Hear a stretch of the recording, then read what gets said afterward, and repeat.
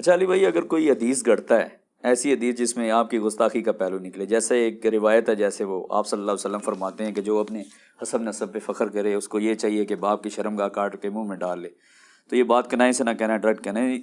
اس حدیث کو شیخ البانی نے ٹھیک کہا ہے، لیکن سورہ نجم میں آپ صلی اللہ علیہ وسلم پہ یہ ہے کہ اللہ تعالیٰ یہ وہی کچھ کہتے ہیں جو اللہ وہی کرتا ہے۔ تو جو شخص ایسی حدیث لے جس میں مطلب اب یہ آپ صلی اللہ علیہ وسلم کی گستاخی کا پہلو اس میں نکل رہا ہے، تو کیا ایسے بندے سے مزید روایتیں لی نہیں، البانی کا تو بیچارے کا کوئی قصور نہیں ہے نا، البانی کی پیدائش سے بھی پہلے یہ حدیث مسند احمد میں موجود ہے۔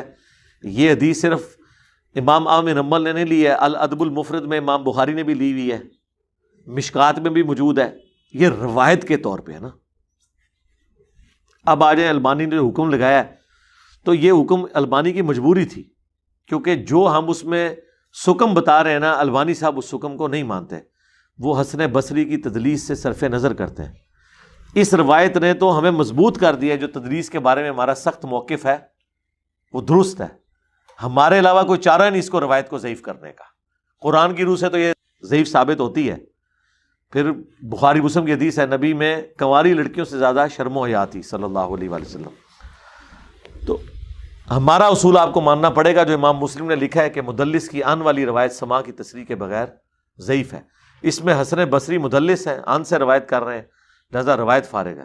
شعیب ارنود بھی اسے صحیح کہتا ہے، کیونکہ حسن بصری کی تدلیس سے وہ صرف نظر کرتے ہیں۔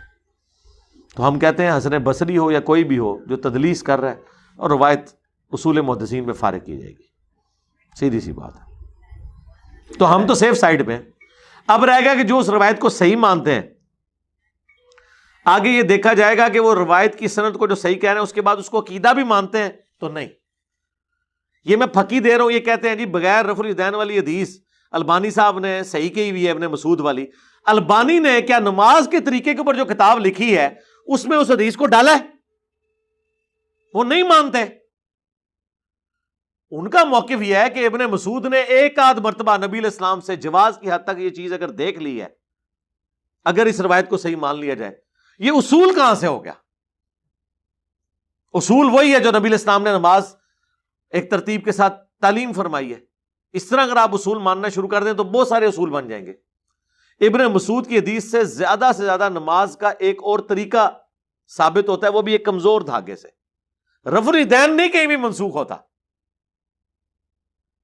ابن مسعود کی حدیث رفع الیدین کو منسوخ کیسے کر دیتی ہے؟ ایک اور طریقہ بتاتی ہے۔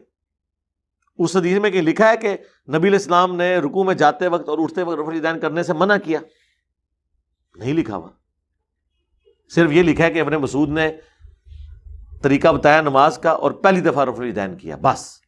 اینی جی حدیث ہے اور مک گئی نال حدیث تے پوری انفید کھلوتی ہے ہوتے اللہ دے بندو، جلسہ اسراد نہیں تسی کرتے، ٹھیک ہے۔ اور ایشوز ہیں آپ کی نماز کے ساتھ، وہ سارے اس میں کیسے کور ہو گئے؟ زیادہ سے زیادہ ایک طریقہ اور ثابت ہو جائے گا۔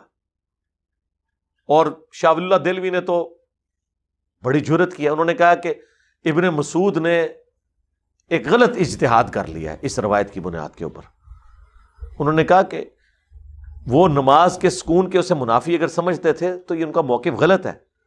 پھر انہوں نے لاجیکلی کہا کہ رفع الیدین نماز کا سکون نہیں برباد کرتا، نماز کے ہر مین رکن سے پہلے اللہ تعالیٰ کے سامنے سرنڈر کرنے کا نام ہے، قیام سے پہلے، رکوع سے پہلے، سجدے میں جانے سے پہلے۔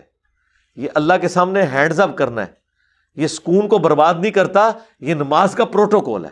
یعنی شاہ ولی اللہ دہلوی نے حجت اللہ البالغہ میں کہا کہ ابن مسعود اگر یہ نماز بغیر رفع الیدین کے پڑھتے تھے نا تو یہ ان کا اجتہاد غلط تھا۔ وہ تو اس لیول تک اترے ہیں، حالانکہ وہ انفی تھے پہلے۔ تو اندازہ کریں، وہ کہتے ہیں روایت صحیح بھی ہو نا تب بھی رزلٹ غلط نکالا ہے ابن مسعود نے، کہ کبھی انہوں نے اگر ایک دفعہ دیکھ لیا ہے کہ حضور نے جواز کے طور پہ کر دیا، بھائی جواز کے طور پہ کبھی کبھار میں پورا دروشی نہیں پڑھتا، آدھا دروشی پڑھ کے سلام پھیر دوں، تو آپ اس کو طریقہ بنا لیں گے؟ اس طرح تو نہیں ہوگا نا، عمومی عمل دیکھا جائے گا۔ دوسری طرف ان کا حال ہے، ہم ان کو کہتے ہیں کہ ابن عباس نے بلند آواز سے سورہ فاتحہ پڑھی ہے جنازے میں اور کہا یہ سنت ہے۔ وہ کہتے ہیں نہیں، نسائی میں موجود ہے کہ نبی علیہ السلام سرن نماز جنازہ پڑھاتے تھے، یہ آپ کا عمومی عمل ہے۔ ہم کہتے ہیں بالکل ٹھیک ہے، عمومی عمل یہی ہے، لیکن اس کا جواز موجود ہے۔ ہم بھی سرن ہی اکثر کراتے ہیں، سعودی عرب میں بھی سرن ہوتا ہے، لیکن سورہ فاتحہ تو پھر بھی آپ چھوڑتے ہیں، وہ کدھر ختم ہو گئی بیچ میں سے؟ وہ تو ہے، فاتحہ کے بغیر تو کوئی بھی نماز نہیں ہے، یہ تو بخاری مسلم کی حدیث ہے۔ تو اس طرح کی دو نمبریاں تو نہ کریں۔ وہاں انہوں نے عمومی عمل پکڑا ہوا ہے، یہاں عمومی عمل رفع الیدین ہے۔